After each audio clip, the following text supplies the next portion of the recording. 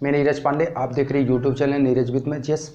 आज मैं चर्चा करने वाला हूं भारतीय शिक्षा पद्धति, इंडियन एजुकेशन सिस्टम पर, क्योंकि आप सभी जानते हैं कि हर वर्ष भारत सरकार के साथ साथ प्रत्येक राज्य सरकारें क्या होते हैं, शिक्षा बजट निकालती हैं और शिक्षा बजट देती हैं। और सरकार हर वर्ष क्या करते हैं, हर वर्ष कहिए या तो हर 5वें वर्ष निश्चित रूप से नियुक्तियां कर रही हैं, लेकिन उसका क्या असर पड़ रहा है, क्या उससे कुछ खास मिल रहा है, उस पर मैं चर्चा करूंगा। ये मेरे व्यक्तिगत विचार हैं और जो मैंने कहीं से पाया है, पढ़ा है, वो चीज़ें इसमें सम्मिलित हैं। मित्रों, अगर ध्यान दीजिए, शिक्षा पद्धति का शिक्षा का मुख्य आशय होता है, शिक्षा का मतलब ही हो जाता है कि शिक्षा ऐसा होना चाहिए जो हमें कुछ सिखाए, हमें परेशान न करे, वही है शिक्षा।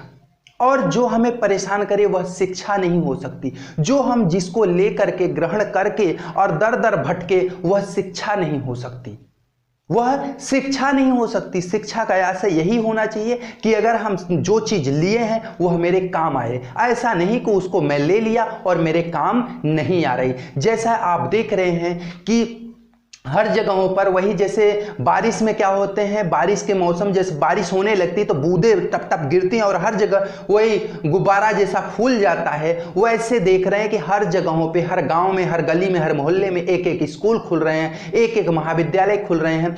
क्यों खुल रहे हैं? अगर ये खुल रहे हैं तो उसका परिणाम क्या है? सिर्फ डिग्रियां बांटने के लिए विद्यालय खुल रहे हैं कि ज्ञान बांट रहे हैं? ये सबसे बड़ा मुद्दा होना चाहिए कि ज्ञान बंट रहा है या डिग्री बंट रही है। डिग्री से लड़का काबिल नहीं होगा। लड़के को काबिल बनाना है तो ज्ञान देना जरूरी है। बहुत सारे ऐसे विद्यालय खुले हैं हर जनपद में, हर प्रदेश में, हर जगहों पर देखिए इतने विद्यालय खुले हैं कि नाम के लिए वो विद्यालय खुले हैं, लेकिन उन पर क्या है, सदैव ताला लगा रहता है, या ताला खुलता भी है तो 2-4 शिक्षक आकर के वहां खेलियां खेलते हैं और बैठे रहते हैं, उसके बाद चले जाते हैं, बच्चों का अता पता नहीं है। अगर ये भी देखा जाए, बहुत सारे विद्यालय ऐसे जगह हैं, बहुत ऐसे बच्चे भी हैं कि सूरत, बंबई, कलकत्ता रह करके डिग्रियां ले रहे हैं। वो बच्चे क्या करेंगे? उस डिग्री का कर क्या सकते हैं आप? उस डिग्री से कुछ बेनिफिट होगा? नहीं होगा। देखिए, वास्तविकता अगर आपको पढ़ना है, और सबसे बड़ी बात शिक्षा की बात अगर करें, अगर हम और बातें ले लें मित्रों, तो अगर शिक्षा की बात करते हैं, सरकारी विद्यालय की बात करते हैं, अपने शिक्षा प्रणाली की बात करते हैं, भारतीय शिक्षा प्रणाली की बेहतरीकरण की बात करते हैं, तो मैं बुराई नहीं, लेकिन ये जरूर प्रश्न करता हूं कि अगर यहाँ की शिक्षा पद्धति इतनी ही बेहतर है तो हमारे देश के अधिकांश जो धनी होते हैं, जो रिच पर्सन होते हैं, जो अमीर होते हैं, जिनके पास पैसे होते हैं, उनके बच्चे विदेशों में पढ़ने क्यों जाते हैं? भाई, जिनकी औकात ही नहीं, जिनकी क्षमता ही नहीं विदेश में पढ़ाने की, उनके बच्चे जाएंगे कैसे? उनकी मजबूरी है यहाँ पढ़ना। लेकिन जिनके पास पैसे होते हैं उनके बच्चे विदेश में पढ़ने क्यों जाते हैं? अगर यहीं की शिक्षा पद्धति इतनी बेहतर है तो विदेशों में क्यों जा रहे हैं? एक सवाल। दूसरा, अगर हम सवाल करें मित्रों, तो सबसे बड़ी बात यह है कि जो अपने देश में भी रह रहे हैं लोग, जो देश में भी रह रहे हैं, चाहे वो बड़े बड़े नेता हों या बड़े अधिकारी हों या अच्छे सरकारी कॉलेजों के, मैं टीचरों की तक बात कर रहा हूं कि शिक्षक होते हुए भी उनके बच्चे सरकारी विद्यालय में नहीं पढ़ रहे हैं। क्यों नहीं पढ़ रहे हैं? ये सवाल होता है कि नहीं? अगर आपको सरकार नियुक्त की है, आप परीक्षाएं पास करके गए हैं, तो आपके बच्चे सरकारी विद्यालय में क्यों नहीं पढ़ रहे हैं? ये सवाल खड़ा होता है या नहीं? इसका मतलब आपका भी विश्वास उस सिस्टम पे नहीं है। अगर आपका विश्वास उस सिस्टम पे होता तो आप सरकारी विद्यालय के टीचर खुद हैं, तो अपने विद्यालय में अपने बच्चे का एडमिशन क्यों नहीं कराए? आप क्यों प्राइवेट वाले, वो कक्षा 12 पास या BA पास वाले लड़के से अपने बच्चों को क्यों पढ़वा रहे हैं? इसका मतलब कहीं ना कहीं आपको लगता है कि मैं असफल हूं उस तरीके से शिक्षा देने के लिए। आप सेंट जोसेफ में, सेंट मैरीज में या इंग्लिश मीडियम में अपने बच्चे को क्यों डाल रहे हैं? आप नर्सरी विद्यालयों में क्यों डाल रहे हैं? अपने बच्चे को अपने विद्यालय में क्यों नहीं पढ़ा रहे हैं? हम कहते हैं सरकारी अधिकारियों की अगर चर्चा करें, उनके बच्चे सरकारी विद्यालयों में ज़्यादातर क्यों नहीं पढ़ रहे हैं? अधिकार नेताओं की बात करें तो नेताओं के बच्चे सरकारी विद्यालय में क्यों नहीं पढ़ रहे हैं? ये होता है। अगर ऐसा है तो ये संदेह पैदा करता है कि ये सिस्टम सही नहीं है। अगर सिस्टम सही होता तो आप सरकारी के बजाय प्राइवेट को नहीं चुन रहे हैं, इसका मतलब निश्चित रूप से कहीं ना कहीं ये गड़बड़ है। आप भले भी बहुत बड़े घोषणा कर दे कि मैंने शिक्षा पे इतना विकास किया, शिक्षा पे इतना दिया, लेकिन शिक्षा का क्या अर्थ निकल रहा है ये भी देखिए। बहुत सारे बच्चे डिग्रियां लेके घूम रहे हैं, डिग्रियां। और सबसे बड़ी बात, मैं शिक्षा, देखिए मैं न तो कोसूंगा अधिकारियों को न नेताओं को, चूंकि कोसूंगा मैं अपने गार्जियन को समझना चाहिए मेरा बच्चा करना क्या चाहता है। सबसे बड़ी बात है, चूंकि शिक्षकों के मध्य वो 4 घंटे 6 घंटे के लिए जाता है, आपके मध्य वो लगभग 5-7 साल बिता लेता है, उसके बाद विद्यालय में जाता है। तो आपका दायित्व बनता है कि आप अपने बच्चे को समझे कि ये क्या चाहता है, ये बनना क्या चाहता है, इसके अंदर किस तरह की आकांक्षा है, ये क्या जानना चाहता है। जैसे ये देखिए कि आप अपने बच्चे में कि वह किसमें तन्मयता उसकी है। अगर वो खेल खेलना चाहता है तो उसको खेल खिलवाइए, लेकिन खेल में ये भी होना चाहिए कि उसकी काबिलियत कितनी है। ऐसा नहीं टाइम पास कर रहा है कि उसका जुनून है। अगर वो डीजे बजाना चाहता है तो उसको डीजे बजवाइए, क्योंकि डीजे बजाना बुरी बात नहीं है, वो पैशन है। अगर आप बेहतरीन तरीके से डीजे ही बजाएंगे तो बहुत कुछ आप कर पाएंगे। अगर आप बेहतरीन तरीके से कोई इलेक्ट्रिक काम कर रहे हैं तो भी आप बेहतर हैं, आप इंजीनियर बन सकते हैं। अगर आप देखते हैं कि उसकी रुचि, जो बच्चा है उसकी रुचि जिस फील्ड में जा रही है, उस फील्ड को माता पिता जबरन कोई नए फील्ड को बच्चे को न दे, बच्चे के रुझान से, चूंकि जो बनना चाहता है उसको वही बनाइए। आप ये नहीं कि वो दूसरा कुछ बनना चाहता है आप दूसरा कुछ बनाइए। मैं ये कहता हूं कि अगर आपके बच्चे में दूसरे की कमियां निकालने की आदत है वो भी अच्छी बात है, बस सकारात्मक कमियां निकाले। जैसे कि मान लीजिए कोई नेता हैं, उनके बयानबाजी हो रही है, उनकी बयानबाजी में वो कहाँ गलत कर रहे हैं, कहाँ बयान दे रहे हैं, मतलब पब्लिक में क्या कह रहे हैं और पीछे क्या कर रहे हैं, वो दोनों के कॉम्बिनेशन करें और निकाले। इससे क्या होगा कि निश्चित रूप से वह आगे चल करके आगे बढ़ेगा, उसका ग्रोथ होगा। क्योंकि क्या है कि वो सामने और पीछे अलग अलग चीजों को लेकर के आता है कि आपने यहां ये कहा और आपने यहां ये कहा, ये विरोधाभास क्यों हो रहा है, तो उनको जवाब देना भारी पड़ जाएगा। तो अगर जो बच्चा करना चाहता है वो करवाइए, आप अपने मन से मत करवाइए। और सबसे बड़ी बात है, शिक्षा का मतलब होना चाहिए सिखाना, पढ़ाना नहीं, रटाना नहीं। 99% पा जाने से बहुत बड़ी तीर नहीं मार लेंगे आप 50% पाइए, लेकिन सीखिए। जैसे हम कहते हैं कि बच्चों को आप चूंकि पढ़ते होंगे, अगर डॉक्टर विकास दिव्यकीर्ति सर को आप कभी सुने हो तो उनका भी कहना यही है कि अगर बच्चे को पढ़ाना, मतलब हर गरीबी बतानी नहीं चाहिए, गरीबी दिखानी चाहिए। अगर गरीबी बच्चे को बताना है, मजबूरी बताना है, तो उसको किसी गरीब के घर ले जाइए और उसको कुछ बताइए मत, उसके यहाँ 2-4-10 मिनट बिता लीजिए, 1 घंटे 2 घंटे बिता लीजिए, वो खुद अनुभव कर लेगा। और खुद का अनुभव जो होता है वह जीवन तक भूलता नहीं। वही चीज है मित्रों कि अगर आप बच्चे को सद्गुण सिखाना चाहते हैं तो सबसे पहले अपने में गुण डालिए, और अपने में गुण अगर निश्चित रूप से डाल लिए तो बच्चे को सिखाने की जरूरत नहीं। अगर आप पर डे अपने बड़ों का पैर छूते हैं तो बच्चा ऑटोमेटिक छुएगा। आप पान सुपारी गुटखा तंबाकू बीड़ी सिगरेट मदिरा पान नहीं करते हैं तो निश्चित रूप से आपका लड़का संभावना बनती है कि नहीं करेगा। संभावना, ये जरूरी नहीं है, चूंकि उसका परिवेश बदलेगा तो कर भी सकता है, लेकिन जहां तक संभावना होती है वह ये जरूर सोचेगा मेरे पिताजी ऐसा नहीं करते, मैं नहीं करूंगा। संभावना ही होती है, लेकिन अगर आप खुद कर रहे हैं तो उसमें 1% संभावना नहीं होती कि आपका बच्चा नहीं करेगा। वो संभावना पूरी है करेगा, अब ना करे वो इत्तफाक है, क्योंकि आप मना नहीं कर सकते, क्योंकि आप खुद दोषी हैं। उसके बाद अगर हम कहते हैं शिक्षा पद्धति की ही बात कर रहे हैं, जैसे अगर देखा जाए, आपने एलन मस्क को पढ़ा है, आपने सत्या नडेला को पढ़ा है, आपने सुंदर पिचाई को पढ़ा है, आपने सचिन तेंदुलकर को भी देखा है, महेंद्र सिंह धोनी को भी देखा है, विराट कोहली को भी देखा है, और बहुत सारे ऐसे डेंटिस्ट हैं, ऐसे हार्ट सर्जन हैं, ऐसे बहुत सारे आप मेडिकल के पर्सन्स को जानते होंगे जो कि क्या है, विदेश से पढ़ के आए हैं। ऐसा क्यों? वो अपने देश में क्यों नहीं पढ़ पाए? उनको क्या अपने देश में नहीं? और ये भी बता दें, जो सक्सेस होता है इंसान वो खुद से पढ़ के, चूंकि ये एलन मस्क खुद कहते हैं कि जो इंसान खुद से खुद सीखता है वह क्या होता है, दुनिया में राज करता है। चाहे जैसे मोदी जी को ही देख लीजिए, उन्होंने अपने जीवन में अपने से सीखा है, अपनी कमियां खुद देखी और जहां उनको लगा यहां सुधार करना चाहिए सुधार किया, और आज ये है कि भारत के लगातार 8 सालों से क्या है, प्रधानमंत्री बने हुए हैं, गुजरात राज्य के 13 सालों से मुख्यमंत्री बने हुए हैं। जैसे ऐसे भी बहुत सारे नेता हैं जो पढ़े लिखे नहीं हैं, लेकिन जो पढ़ लिख करके IAS बन के जा रहा है उस पर क्या कर रहे हैं, शासन कर रहे हैं। ऐसा क्यों? रीजन ये है कि वो खुद से सीखे हैं।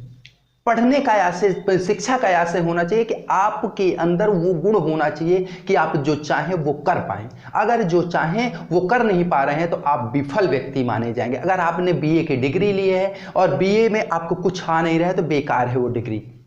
आपने अगर कोई भी कार्य, जैसे जो भी कार्य करते हैं, चाहे नेतागिरी करिए, चाहे आप जो भी कार्य करिए, उसको तन्मयता के साथ करिए। क्योंकि शिक्षा, यहाँ ये नेताओं के भरोसे शिक्षा है। आप जो देख रहे हैं, अगर शिक्षा पद्धति देखें तो इतनी घटिया हो चुकी है कि अगर अच्छी स्कूलों की बात करें तो वहाँ सामान्य व्यक्ति पढ़ नहीं सकता, और अगर सामान्य जगहों की बात करें, सरकारी स्कूलों की बात करें, तो वहाँ जो शिक्षक हो जाते हैं वो क्या करते हैं, जैसे ही कुर्सी पाए वो तन के बैठ जाएंगे, वो पढ़ाना लिखाना नहीं है। इसलिए सरकार को चाहिए कि बीच बीच में उन शिक्षकों का भी फीडबैक ले, उन शिक्षकों का फीडबैक ले और विद्यालय में ये देखे, एक लड़का अगर 98% पा रहा है तो इसका मतलब ये नहीं कि पूरा विद्यालय बेहतर है। विद्यालय में जाके देखें कि कितने प्रतिशत बच्चे बेहतर हैं, उनका जो प्रभाव है। ऐसा भी हो सकता है कि जो 98% वाला बच्चा हो वो यहाँ नाम के लिए पढ़ रहा हो लेकिन वो कोचिंग कहीं और कर रहा है।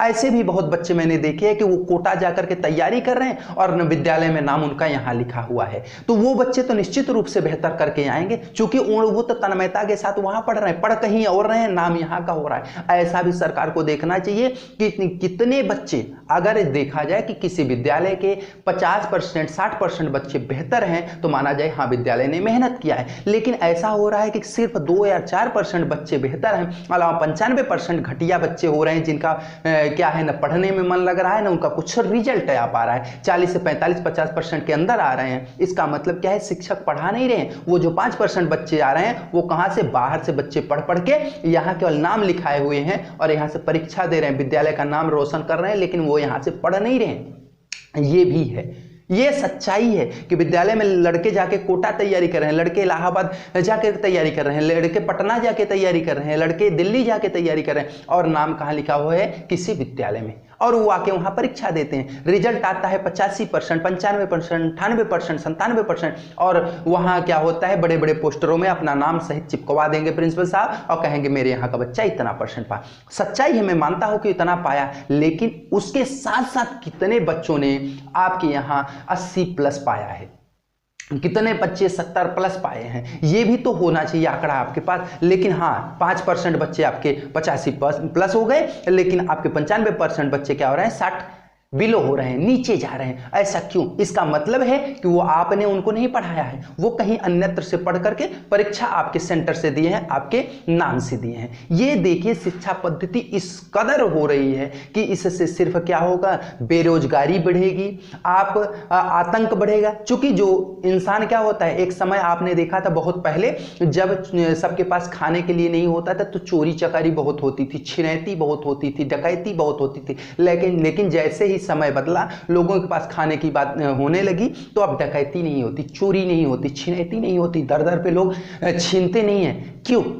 क्योंकि लोगों की जो हो रही है आवश्यकताएं पूर्ति हो जा रही हैं, तो वो गलत कार्य पर ज़्यादा नहीं जा रहे हैं। लेकिन जब यही स्थिति बनी रहेगी तो क्या करेंगे लोग, पुनः उसी रास्ते पे जाएंगे। पढ़ने के लिए तो MBA कर लिए, MCA कर लिए, जैसे जो बहुत ज़्यादा पढ़ लेते हैं वो बाद में जालसाजी करते हैं। आपने अक्सर देखा होगा कि बहुत सारे ऐसे लोग होते हैं जो पढ़ पढ़ के तैयारी करते रहते हैं, सफल नहीं होते हैं, फिर बाद में वो झूठी वर्दी पहन के और कहीं रौब जमाते हैं, कहीं इससे पैसे ऐंठते हैं, कहीं उससे पैंठते। क्यों ऐंठते हैं? इसका वजह है कि वो फालतू डिग्री लेके गए हैं और कहीं सफलता मिली नहीं तो अपने आप को नीचा समझते हैं कि मैं तो MA करके आओ, MSc करके आओ, मैं छोटा काम कैसे करूं, और फिर क्या करते हैं, वो गलत कार्य पर, अनर्गल कार्यों पर पहुंच जाते हैं। उसका वही है। इसलिए जिनको जो दीजिए, शिक्षा पद्धति को सुधारने की सबसे जरूरत है। किसी को भोजन में कोताही कीजिए लेकिन शिक्षा में कोताही नहीं, क्योंकि भोजन आप जब तक है तभी तक दे पाएंगे, लेकिन अगर शिक्षा आप किसी व्यक्ति को शिक्षित कर देते हैं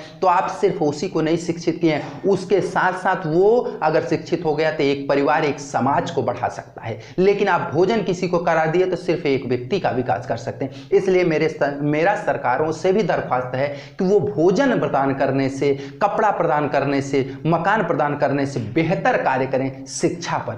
और शिक्षा पे सिर्फ घोषणा न करें, शिक्षा पर कार्य करें, शिक्षा का परिणाम देखें, शिक्षा में देखें कि लोगों ने किया क्या है, कहां पर उसका परिणाम आ रहा है। सिर्फ ये नहीं कि घोषणा मैंने इतना पैसे दे दिया, इतना कार्य कर दिया और उसका परिणाम क्या आ रहा है। परिणाम भी देखिए, ये आपका कर्तव्य होता है, क्योंकि आप जनता के लिए सेवक हैं, उसके सरकार नहीं है। आप जरूर जान बैठते हैं, अपने आप को मानते हैं कि मैं सरकार हूं, लेकिन सरकार आप नहीं हैं, आप जनता द्वारा चुने हुए उसके सेवक हैं। तो सेवक का अपना कार्यभार संभालिए और देश के लिए कुछ कीजिए। ये हर प्रकार, हर देश और हर प्रदेश के सरकारों के लिए ये मेरी क्या है, अपील है। ऐसा अगर आप नहीं करेंगे तो निश्चित रूप से क्या है, देश दिन पर दिन घटता जाएगा। कुछ लोग तो शिक्षित रहेंगे जिनके पास बहुत सारे पैसे हैं, विदेशों में जाके पढ़ के आएंगे, लेकिन कुछ ऐसे भी होंगे जो कुछ नहीं कर पाएंगे। ये जरूरी नहीं, चूंकि सरकारी नौकरियां तो लिमिटेड है ना, इसलिए उनको रोजगार परक चीजें सिखाने की जरूरत है। ऐसी ऐसी चीजें सिखानी है कि वो कहीं भी रहे, चूंकि टेक्नोलॉजी हर वर्ष बढ़ रही है। किसी समय, एक समय क्या देख रहे थे आप, बिजनेस क्या होता था, सिर्फ हम दुकानों पे जाकर के सामान लेके आते थे, तब मेरे घर खाना बनता था। लेकिन आज क्या हो गया, हम घर पे बैठे हुए अगर फोन कर देते हैं, मैसेज कर देते हैं, तो स्विगी और जोमेटो से मेरे घर खाना बना बनाया आ रहा है। अगर मुझे कोई सामान चाहिए तो मैं वहीं से ऑनलाइन कर रहा हूं और मेरे घर सामान पहुंच जा रहा है। तो टेक्नोलॉजी कितनी बढ़ रही है, टेक्नोलॉजी बहुत ज्यादा बढ़ रही है। अगर हम वही पुरानी पद्धति के साथ पढ़ते रहेंगे तो हम कुछ नहीं कर पाएंगे। इसलिए मुझे अपने टेक्नोलॉजी को बढ़ाना होगा, अपने आप को एक इंप्रूव करना होगा। इंप्रूव नहीं करेंगे तो मित्रों कुछ नहीं होगा। ये देखिए, कोई सामान्य व्यक्ति बहुत नहीं कर सकता। राज्य सरकारों के पास बहुत सारा धन होता है, क्योंकि वो टैक्स लेते हैं राज्य सरकार जनता से। उस टैक्स से चाहे तो जनता को शिक्षित कर सकते हैं। आप चावल दाल आटा पिसान बांटने से बेहतर है शिक्षा बांटिए। और अगर आप वास्तव में, ऐसा नहीं कि भेड़िया धसान कर दीजिए कि स्कूल फ्री हो गए वहां पढ़े, वो बच्चे अगर पढ़ रहे हैं तो उनमें आप जाकर के विद्यालयों में उनका परीक्षण करवाइए, सर्वेक्षण करवाइए कि बच्चे कितना पढ़ पा रहे हैं, कितनी इनमें क्वालिटी आ पा रही, शिक्षक कितना पढ़ा पा रहे हैं, उनका फीडबैक लीजिए, उनका सामने से फीडबैक लीजिए। उनके लिए जैसे आप कभी कभी एजेंसियां लगा देते हैं ना चोर को पकड़ने के लिए शादी वर्दी में, वैसे ही आप करिए कि शादी वर्दी में विद्यालयों में भी शिक्षकों के लिए भी आप क्या करिए कि अपने आदमी भेजिए, वो जाकर के वहां के सच्चाई को बयां करें कि फीस कैसे ली जा रही है, बच्चों को पढ़ाया कैसे जा रहा है, विद्यालय में बच्चे जा रहे हैं तो शिक्षक पढ़ा रहे हैं कि नहीं पढ़ा रहे हैं, सिर्फ कुर्सियां तोड़ रहे हैं, क्या कर रहे हैं। आपका दायित्व बनता है कि उनका भी खूबिए, चूंकि आप अगर बच्चे को बना दिए, शिक्षित कर दिए तो राष्ट्र ऑटोमेटिक निर्माण हो जाएगा। लेकिन आप अगर बच्चों को पढ़ा लिखाए नहीं, सिर्फ खाने पर उतार दिए ना, तो एक दिन देश बर्बाद होगा। इसलिए मेरा आपसे निवेदन है कि भारतीय शिक्षा पद्धति को जैसे बेहतरीन थी वैसे बेहतरीन रहने दीजिए। हर सरकारों से मेरी गुजारिश है। ऐसा नहीं है कि मैं किसी एक सरकार को फोकस कर रहा हूं, मैं किसी एक सरकार को कह रहा हूं, मैं हर सरकारों को कोसता हूं। क्यों कोस रहा हूं? क्योंकि शिक्षा के जो स्तर हैं वह सदैव नीचे चले जा रहे हैं और सिर्फ डिग्रियां बंट रही हैं, ज्ञान नहीं बंट रहा है।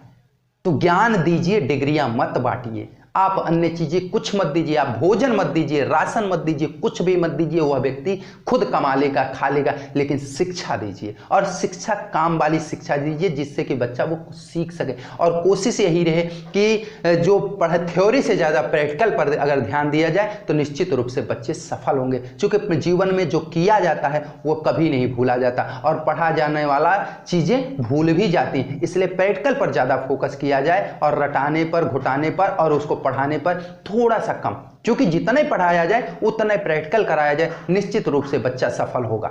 और वह बच्चा फिर क्या होगा, आपसे कभी मांग नहीं करेगा कि आप मुझे चावल दे दीजिए, दाल दे दीजिए, क्योंकि वह बच्चा इतना सक्षम हो जाएगा कि वह अपने से अपना परिवार और अपने समाज के लिए कुछ कर सकता है। तो ये मित्रों, मेरी बात हो सकता है किसी को बुरी भी लगी हो, तो उसके लिए मैं कर ही क्या सकता हूं, चूंकि मैं तो बोल ही चुका हूं।